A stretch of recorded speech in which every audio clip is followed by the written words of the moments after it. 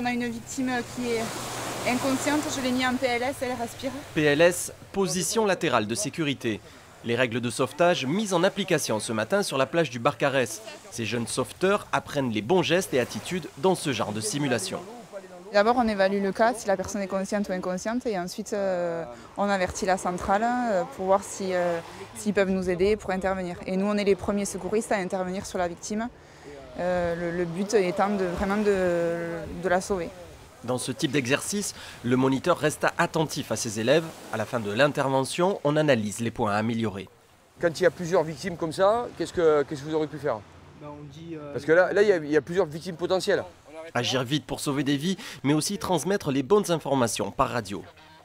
Ce qui est important, c'est que les autres postes, et notamment le poste central, soit bien au courant de ce qui se passe et qu'on lui donne les éléments bien précis concernant le nombre de victimes potentielles. Une des méthodes utilisées aussi pour le sauvetage côtier, c'est la planche, un moyen supplémentaire dans la lutte contre les noyades en mer. Plus t'es léger, mieux ça tient quoi, parce que sinon c'est vraiment pas très stable. Surtout avec une victime, il faut bien la caler, etc. Donc c'est vrai que c'est pas évident, mais bon, avec l'expérience, ça ira. On peut s'en servir quand il y a une forte mer.